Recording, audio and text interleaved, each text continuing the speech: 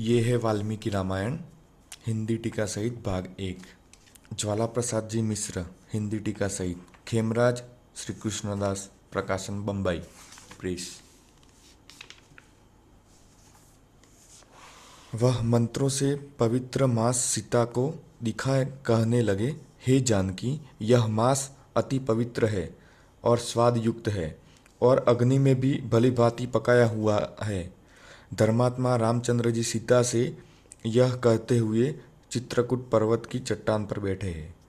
अब ये ओरिजिनल संस्कृत भी देख लीजिए। मांस स्वादिष्ट और अग्नि में पकाया हुआ, अग्नि में पकाया हुआ और ये मांस। हे सौमित्र, यानी कि लक्ष्मण को ये संबोधित किया जा रहा है। लक्ष्मण जो थे वो सुमित्रा के पुत्र थे, इसलिए रामचंद्र जी लक्ष्मण जी को संबोधित करके बोल रहे हैं, या तो कोई राजा या राजकुमार वन में शिकार खेलने को आया है।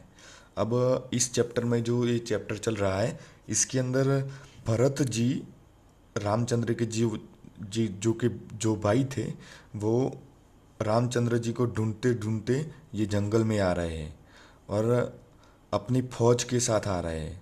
इसलिए कोलाहल मचा हुआ है।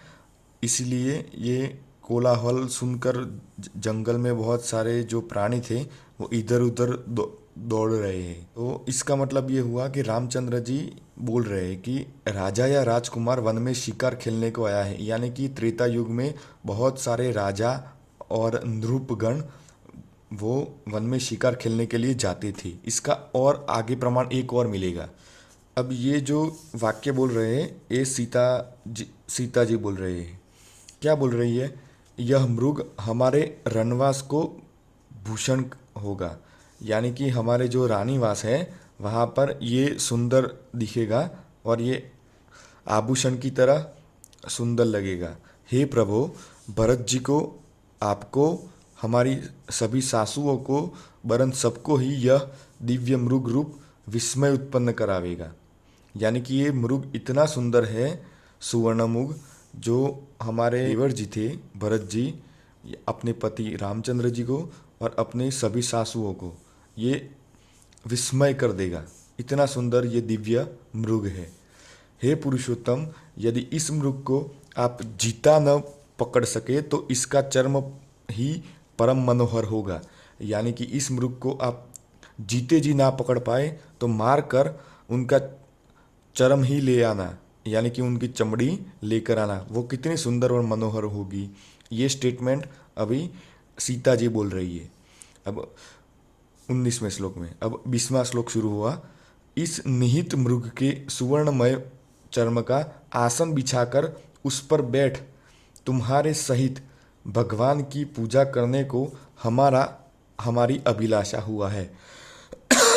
यानी कि इस सुवर्ण मृग के जो चमड़ी है उसका हम आसन बनाएंगे और उस पर बैठकर हम भगवान की पूजा करेंगे। तो ये है इनकी भक्ति। रामचंद्र जी भ्राता लक्ष्मण से बोले। अब आगे क्या बोल रहे हैं? अब 31वें श्लोक में बोल रहे हैं, धनुर्धारी नृपति गण महावन में शिकार करने के लिए प्रवृत्त हो, मांस के लिए अथवा विहार के लिए बहुत मृगों को मार डालते हैं। ये वाक्य है रामचंद्र जी का। देखिए, रामचंद्र जी भ्राता लक्ष्मण से बोले। अब इस लगातार बोल रहे बात कर रहे हैं कि बहुत सारे जो नृपतिगण यानी कि राजा लोग हैं वो त्रेता युग में, उस काल के दौरान में भी वो शिकार के लिए जाते थे, आखेट के लिए जाते थे, जीव पशुओं को मारते थे, उसका मांस लाते थे और ये देखिए मृगों को मार डालते हैं। अब 35वें श्लोक में देखिए, इस कारण से इस मृग के वध करने के लिए कुछ दुविधा करने की आवश्यकता नहीं है। ये कौन बोल रहा है? रामचंद्र जी बोल रहे हैं। मृगों को मारने के लिए कोई भी दुविधा अनुभव करने की आवश्यकता नहीं है। सुमध्यमा जानकी जी, यानी कि उन रामचंद्र जी की पत्नी जी जानकी जी हमारे साथ इस मृग रत्न के श्रेष्ठ व सुवर्णमय चर्म पर बैठेगी।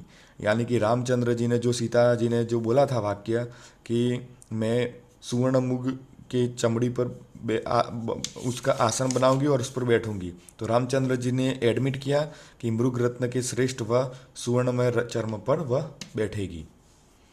अब उसके लिए सब सारा कांड हो रहा है, यानी कि अब रामचंद्र जी है वो सुवर्ण मृग को मारने के लिए उसके पीछे पीछे जाते हैं जंगल में, और सीता का हरण होता है रावण के द्वारा। 27वें श्लोक में देखिए, निहत्य यानी कि मारकर मांस, ये संस्कृत भी आप देख सकते हैं। 27वें श्लोक में उसके पीछे वह एक और मृग को मारकर और उसका मांस ग्रहण करके शीघ्रता से जनस्थान की ओर चले। कौन चला? रामचंद्र जी। कब? जब ये सुवर्ण मृग को मार डाला तब मारीच, यानी कि मारीच को मार दिया रामचंद्र जी ने, और उनको मारकर राक्षस तो मारा गया, लेकिन अन्य एक और मृग को मारकर उनका मांस ग्रहण करके शीघ्रता से अपने जहाँ पर रहते थे वहाँ पर वो वापस चले। यानी कि ये जो वाक्य है ये वाल्मीकि का स्वयं अपना वाक्य है, वो परिस्थिति का निरीक्षण करके ये वाक्य लिख रहे हैं ये श्लोक के माध्यम से। परंतु लक्ष्मण जी को मृग मारने को गमन करने के समय जो रामचंद्र जी आज्ञा दे गए थे, यानी कि रामचंद्र जाते जाते आज्ञा दे गए थे लक्ष्मण जी को। रामचंद्र जी कहाँ जा रहे थे? तो मृग मारने को जा रहे थे। मृग मारने को गमन करने के समय जो रामचंद्र जी आज्ञा दे गए थे लक्ष्मण जी को, यानी कि रामचंद्र जी मृग मारने के लिए ही गए थे, ये स्पष्ट होता है इस श्लोक से।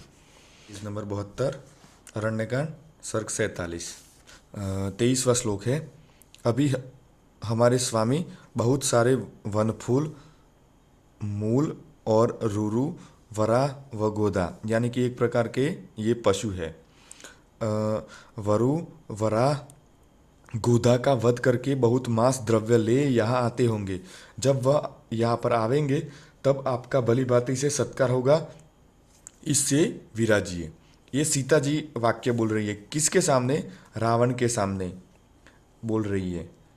रावण जो है वो ब्राह्मण का वेश धर कर सीता जी के सामने खड़ा है, और सीता जी उनको सत्कार के हेतु से उनको बोल रही है कि वन फूल मूल, यानी कि जो लोग अलग अलग अर्थ करते हैं कि यानी कि मांस शब्द जो लिखा गया है वो केवल उड़द या उड़द नाम का एक जो खाद्य कठोर आता है उसके विषय में बोला जाता है, तो उसको भी मांस बोलते हैं।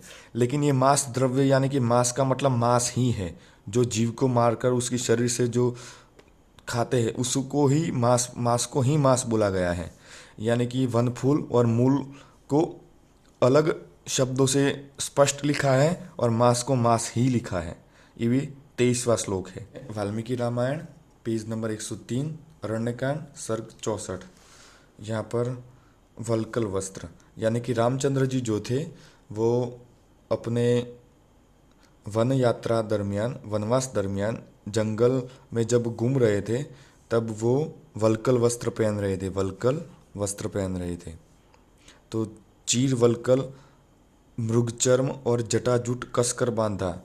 अब रामचंद्र जी की पत्नी सीता जी का हरण हो चुका है, रावण उसको उठाकर ले गया है, इसलिए वो अत्यंत क्रोधित है और जंगल में घूम रहे हैं और सीता जी को खोज रहे, इसलिए वो अत्यंत क्रोधित है। और वनवास के दौरान रामचंद्र जी ने अपने शरीर पर वल्कल वस्त्र, यानी कि जो वृक्ष की छाल से मदद से बनाया हुआ वस्त्र बोला जाता है, लेकिन ये मृगचर्म है, ये अनुवादक ने गलती की है क्योंकि यहाँ पर कोई भी जगह मूल संस्कृत में मृगचर्म शब्द नहीं लिखा गया है। लेकिन हालांकि जिस परिप्रेक्ष्य में जिस तरह से आगे जिस प्रकार के हमने प्रमाण देखे उस हिसाब से ये गलत 100% गलत भी नहीं है। यानी कि रामचंद्र जी अपने वनवास के दौरान मृगचर्म धारण करते होंगे, ये मानने के लिए कोई भी हमें अन्य प्रमाण की आवश्यकता नहीं है, यानी कि ये सच ही है।